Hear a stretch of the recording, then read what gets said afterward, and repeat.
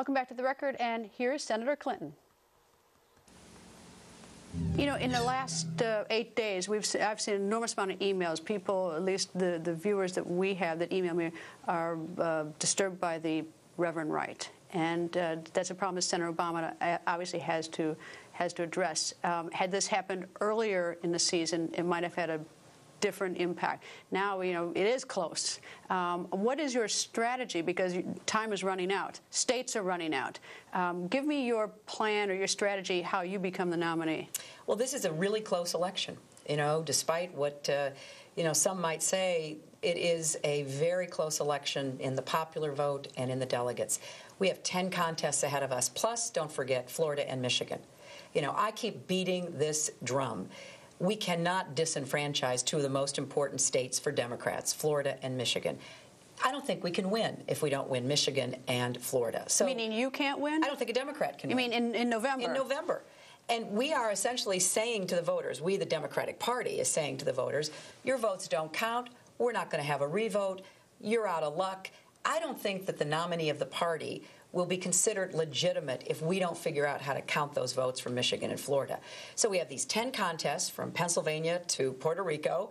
We have Florida and Michigan. So there is a lot to be done. Millions of people are going to be voting in the next 3 months, and I hope that'll include Florida and Michigan. You say you hope it will, but I mean, right now it looks like Michigan, I don't see any movement that's happening. Well, but look at what happened. The Democratic National Committee and I, in my campaign, said to the leadership of Michigan, we're willing to have a revote. I don't know how that would have turned out. I have no prediction.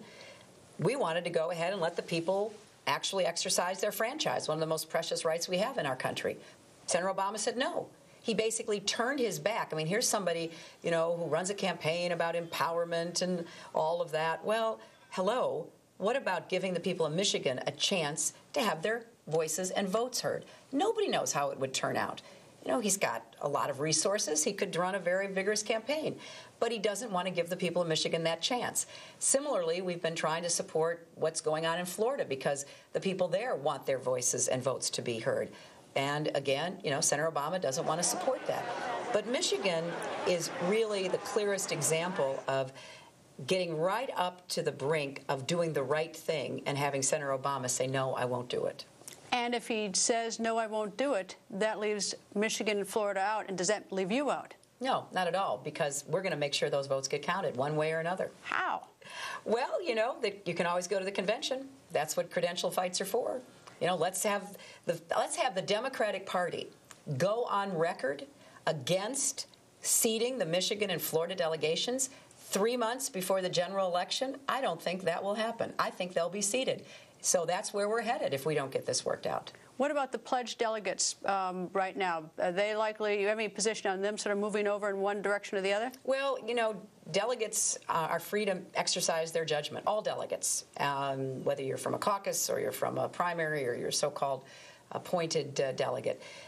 This is a very fluid race, and I see it changing every day. You know, I feel very good about the campaign in Pennsylvania. I've got great support from the governor to the mayors of, you know, Philadelphia and Pittsburgh and so many people. I was thrilled to have Congressman Murtha come out and endorse me this last week. I feel really good about this next big contest. And Pennsylvania is another state where the road to Pennsylvania Avenue leads through the state of Pennsylvania. So I'm going to run a very vigorous campaign there and get positioned to be able to win in the fall. What do you anticipate now? And a lot can happen between now and April 22nd, but what do you see as the numbers there? Any thought in Pennsylvania? I don't make predictions. I just want to do as well as I can. But, you see, I think what's important about this, Greta, is that people don't want this to be over. There was some poll today somebody told me about where, you know, 22% of the people said I should quit, and 22% of the people said Obama should quit, and 62% said let it go on. That's what people are telling me. That is what we have to do. Let the voters have a chance to be heard. Nobody should be, you know, writing obituaries on this race because it is a long way from being over. Do you ever speak to Senator Obama outside when we see you at debates? Do you two ever say anything, to call each other, or email each other, or is there no relationship? Well, you know, every so often, you know, not frequently, but every so often we've had conversations. You know, we used to, when we were in the Senate, we would see each other much more frequently, and when we were both back voting on all those budget votes a couple of weeks weeks ago, we had a long conversation. So when we see each other, we certainly talk. The economy, that's a big word, and we all talk about the economy, but what it really boils down to is, does someone have a job to make money? A lot of places in the country, people are really worried. Can you give me sort of a 30-second, if I'm a voter out there worried about my job, what are you going to do for me? Well, let's get back to creating jobs again. How?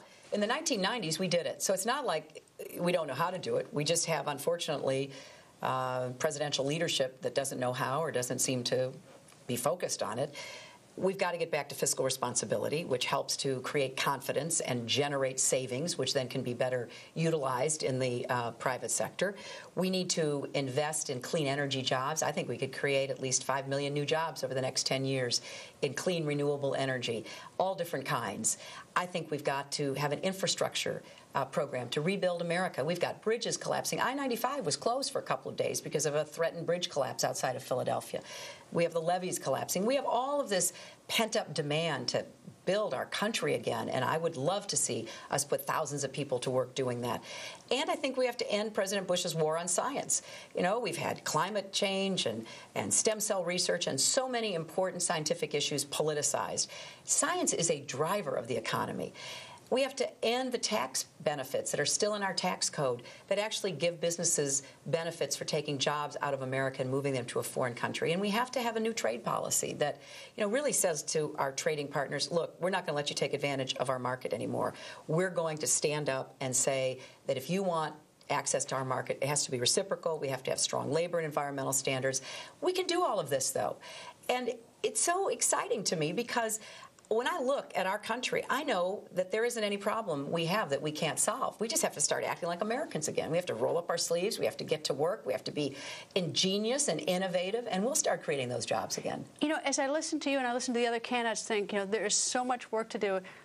I'm exhausted. It's like I'm thinking, Air Force One I'd take. Okay, I like Air Force One, but what makes you want this job? I mean, why do you even want this? Because I love my country. I mean, when it comes right down to it. But a lot of people love their countries. But not everybody's in a position like I've been, where I've been so blessed. I've had so many opportunities, and I have this unique set of experiences on both ends of Pennsylvania Avenue.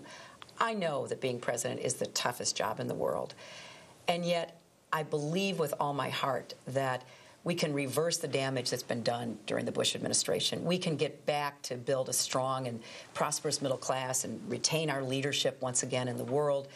And I know that on the other end of Pennsylvania Avenue, the Congress will respond. It's not always easy, but you can put together the votes you need to make the kind of changes that America expects and deserves.